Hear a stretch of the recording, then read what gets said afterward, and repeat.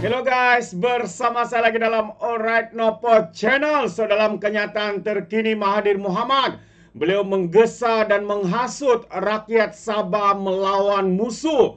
Jadi siapakah, soalnya adalah siapakah musuh negara yang dinyatakan oleh Mahathir Mohamad? Yang kita tahu musuh negara adalah geng-geng pengkhianat, geng-geng penderhaka kepada negara dan bangsa.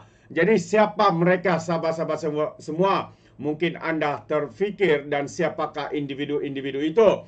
Jadi saya ingin membawakan Anda kenyataan daripada Mahathir Mohamad mau menggesah kononnya supaya rakan-rakan Sarawakian dan juga Sabahan untuk katanya menuntut merdeka.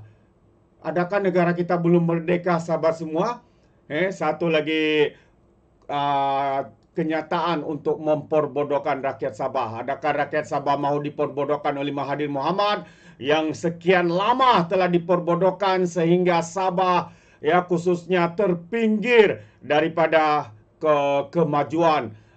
Karena pada ketika beliau menjadi Perdana Menteri, negara ataupun Sabah, sumber dari Sabah itu dikaut untuk digunakan untuk memajukan negara di persekutuan ataupun di Semenanjung, tapi tidak kepada Sabah. Adakah kita mau benarkan sekali lagi perkara ini berlaku, sahabat-sahabat semua? Jadi Mahathir mengatakan dan menyeru beberapa pemimpin Perikatan Nasional bersatu untuk melawan musuh bersama. Orang Melayu dilihat menyemarakan sekumpulan aktivis Sabah dan Sarawak untuk penentuan nasib sendiri.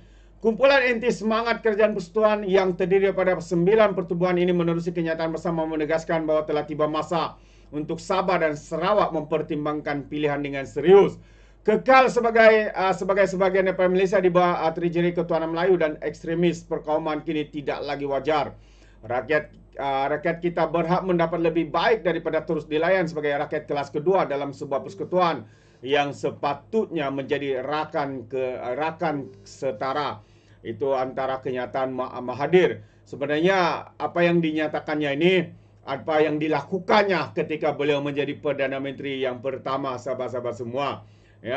Segala hak Sabah dinafikan, segala apa yang termaktub dalam Perjanjian 63 tidak pun pernah dilakukan. Tetapi ketimbang dengan kerajaan yang ada pada hari ini, kerajaan inilah yang memberikan kuasa demi sedikit kepada kerajaan Sabah dan juga Sarawak. Apa yang diberikan oleh Mahathir? Dia hanya memberikan janji kosong sebagai umpan ketika pilihan raya dan sebagainya. Jadi Mahathir berkata lagi, kita mesti meneroka kemungkinan penentuan nasib sendiri dan kemerdekaan, memastikan suara dan aspirasi suku kaum asal Borneo dan komuniti Cina didengar dan dihormati menurut kenyataan itu.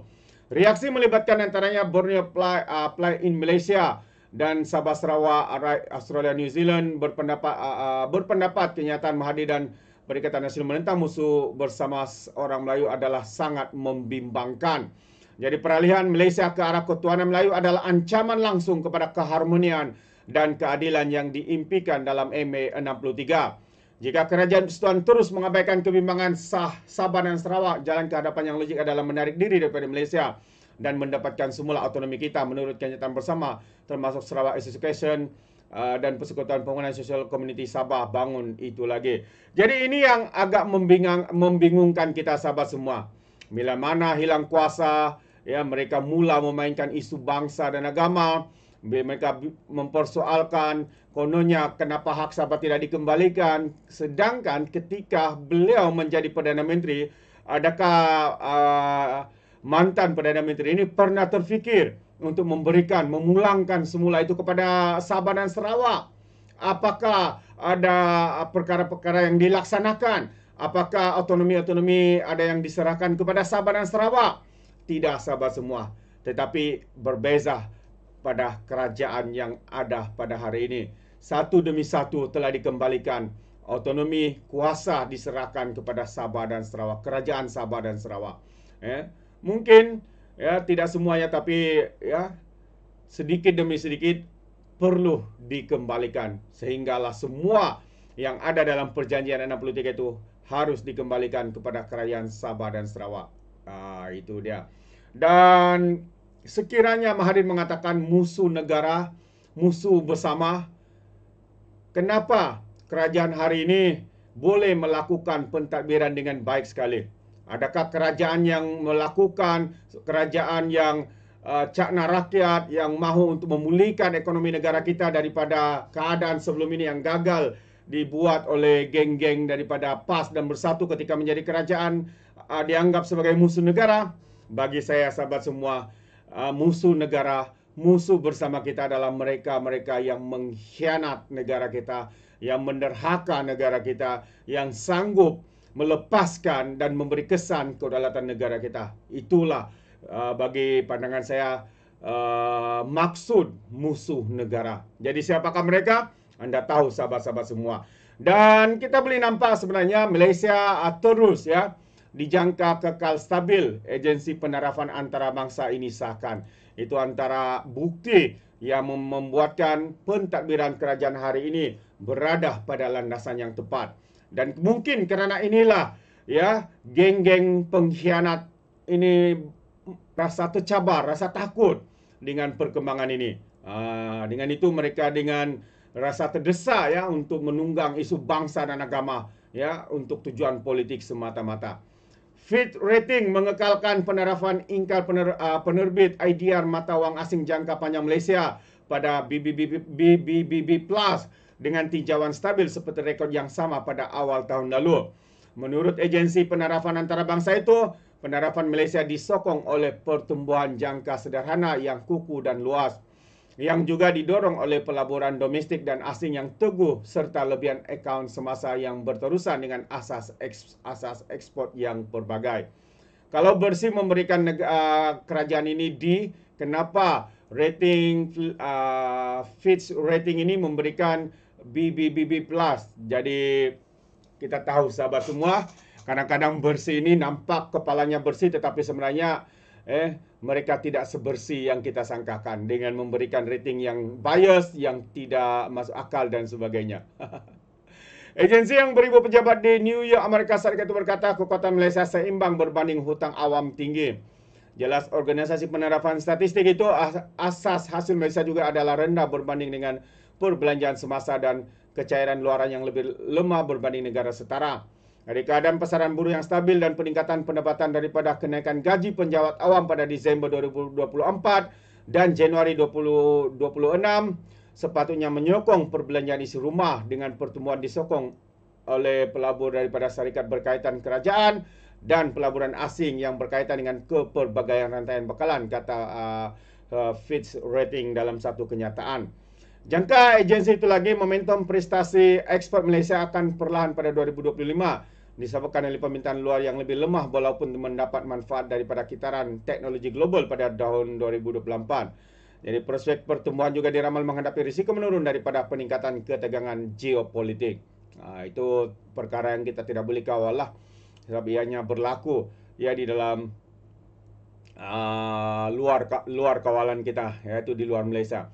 Belanjawan 2025 mengunjurkan defisit kerajaan persekutuan mengecil pada 3.8% daripada KDNK berbanding anggaran 4.3% pada 2024. Jadi kami menjangkakan hasil kerajaan persekutuan kekal stabil pada 2025 daripada anggaran 2024 sebanyak 16.5%. Langkah belanjawan baru termasuk cukai ke atas pendapatan dividen individu serta perluasan cukai jualan dan perkhidmatan akan membawa hasil tambahan yang terhad sebagian yang dibimbangi oleh hasil berkaitan petroleum yang lebih rendah, katanya. Fitch Rating menyangkakan akaun semasa kekal dalam lebihan untuk jangka sederhana dan mencatatkan lebihan kecil sebanyak 1.4% daripada KDNK pada 2024 disebabkan oleh bil import yang besar untuk barangan perantaran dan pelaburan modal. Kepelbagaian ekspor Malaysia dan sektor pembuatan yang kompetitif meletakkannya dalam kedudukan yang baik untuk mendapat manfaat daripada peralihan dalam rantaian bekalan global. Pelaburan asing yang diluluskan meningkat sebanyak 18% tahun ke tahun pada separuh pertama 2024 menunjukkan pertambahan pelaburan asing untuk direalisasikan untuk 2025 menurut kenyataan Fitch itu lagi. Jadi itu antara ulasan yang memberi rating ini bukannya bersih, tapi hanya organisasi yang ada daripada luar negara kita memberikan BBB Plus kepada negara kita. Jadi sekali lagi sahabat semua, sampai di sini saja. Sekiranya Anda memberikan sebarang komen dan pandangan, khususnya isu pertama tadi apabila Mahathir menyeru kononnya dan juga menggesa, lebih senang untuk kita katakan menghasut rakyat Sabah melawan musuh bersama katanya. Siapakah musuh bersama? Pada pandangan saya, musuh negara adalah mereka yang mengkhianat kepada negara, yang menghasut, yang melawan sistem peraja kita dan menunggang isu bangsa dan agama, sehingga akhirnya dikhawatiri boleh mengkucak-kacirkan negara kita. Itulah bagi saya geng-geng pengkhianat, dan mereka adalah musuh negara kita.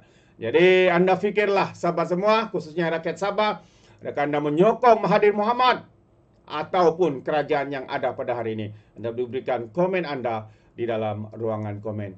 Jadi terima kasih, izinkan saya untuk mengundurkan diri. Dan seperti biasa, peribahasa mengatakan, tapapun kangkap, 2 ton keinginan. Dalam bahasa Melayunya, tepuk dadah, tanya selera. Sekian daripada Alright Nampak Channel, saya kita berjumpa lagi. Bye-bye.